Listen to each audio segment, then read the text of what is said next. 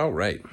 So, yesterday, we finally had Mr. Tim Pool acknowledge everything, kind of, that's going on in the Eliza Bleu situation.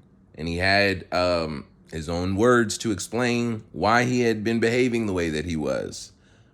But based off of what he said, it's clear that he doesn't have a full understanding or is trying to at least deflect from what actually happened during that time.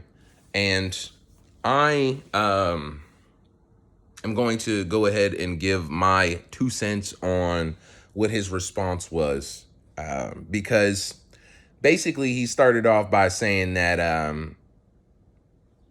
once he noticed that Chrissy Mayer had several of her videos removed on YouTube because of Eliza Bleu striking them down, that is what, in his mind, made it a legitimate issue.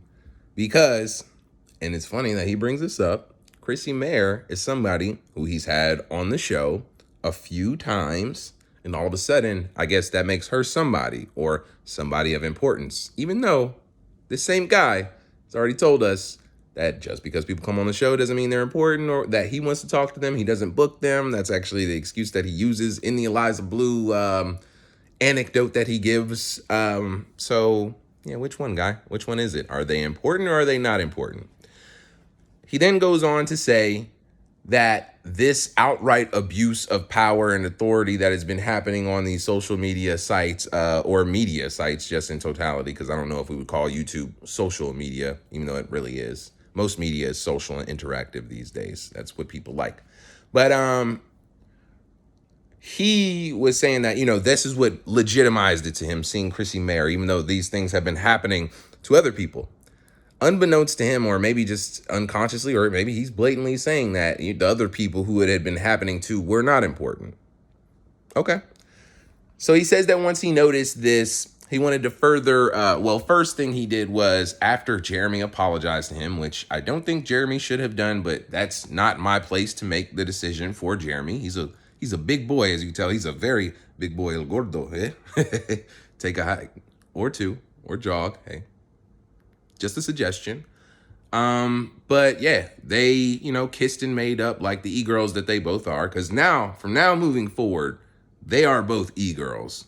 Like, this is e-girl drama. It was specifically their interactions, though, because I think that Tim Pool avoided addressing the situation because of how it went about, like coming from Brittany Venti and then the quartering. I think that his specific feelings about those two individuals is what influenced him to react the way that he did, rather than the whole situation that was actually going on, which is why he gave the response that he did. Notice how he opens it up by, when somebody important to me was impacted by this situation and it didn't have anything to do with any one of my team members or booking agents, that is when it became a legitimate issue to me. That's a very interesting entry point, Tim.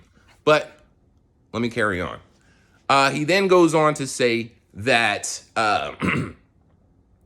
when he was talking about the people who were paid PR employees, he wasn't talking about everybody who was commenting. He's saying that was a mischaracterization of what he was saying, which that's a very interesting thing that he likes to do. He did that during the Ye situation whenever he was talking about the black vote and everything like that, where he's like, oh, no, that's a misinterpretation of what I said. Well, we watched what you said. You said it multiple times. You said it several times. You said it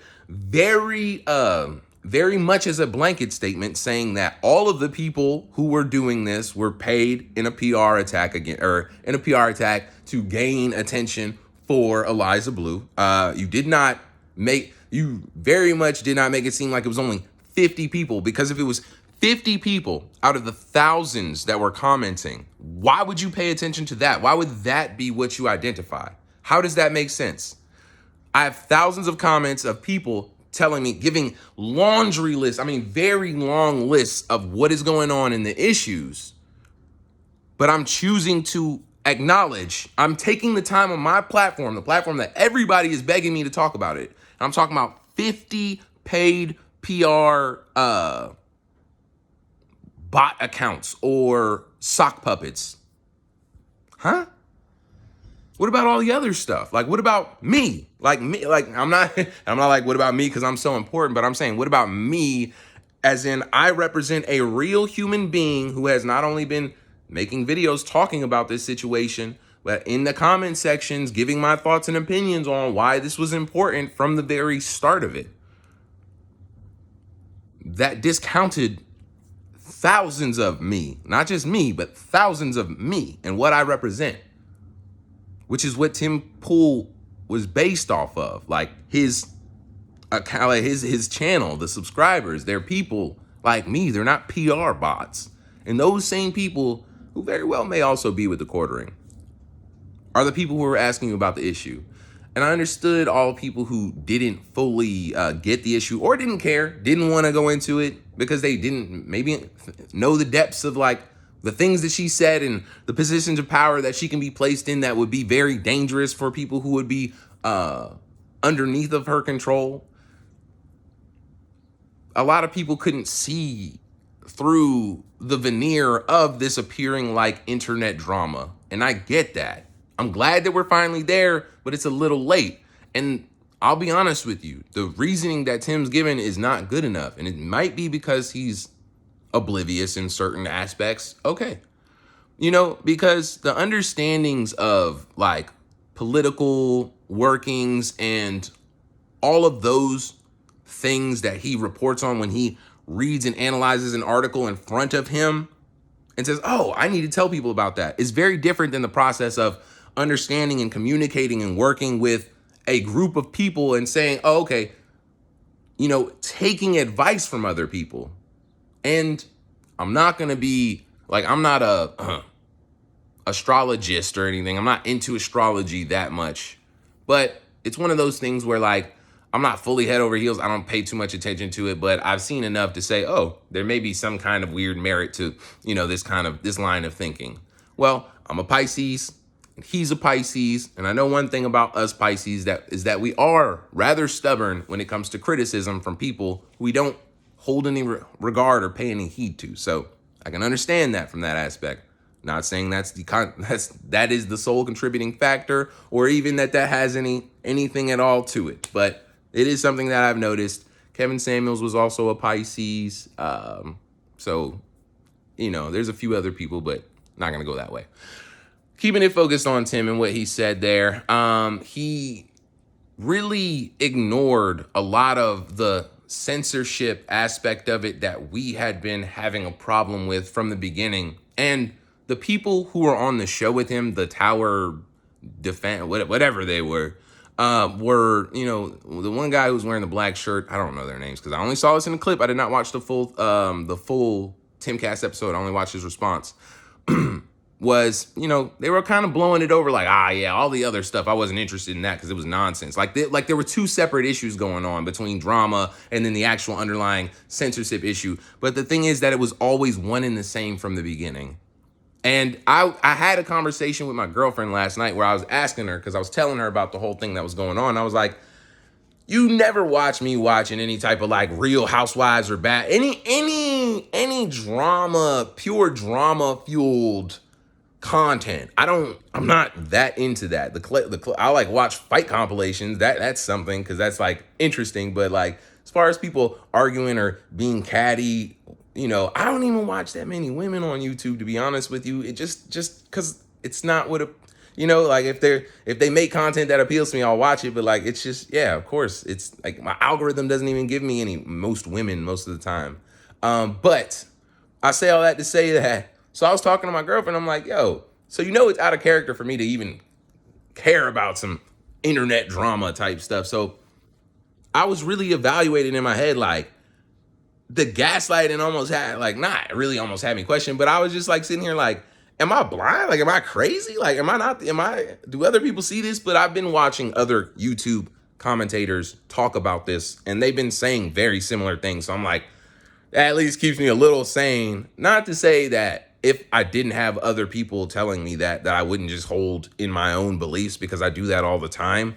But it's a little affirming to see other people saying the exact same thing and you've had no communication whatsoever with each other. You're just like, okay, so we watched this, we read the same book and we got the same message.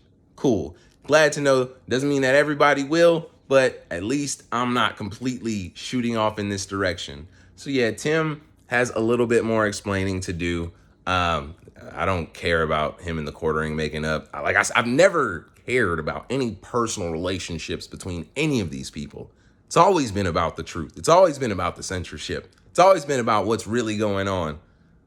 That's why all this has been foolish from the beginning. And if he just did this from the start, instead of making it personal, then we would have been in a much better place.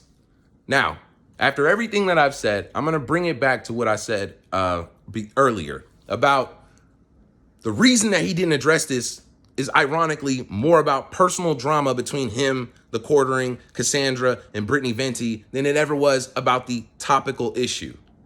Isn't that ironic, as the whole time he's swearing up and down that he wasn't going to partake in the E-drama? He created the E-drama by the way that he handled it, because of the way that he personally feels about people like the quartering. And if I was the quartering and I witnessed the way that this man had reacted to all of this stuff, I would feel like he was a fake friend, a fake person. But like I said, that's not for me to tell Jeremy to feel about this guy or not. And I will continue to move accordingly as I do with my viewership that I do in my subscriber base, and I'll stay in my place. But we'll see how this all develops. It'll be very interesting, and I'll keep putting my 2 cents in when necessary.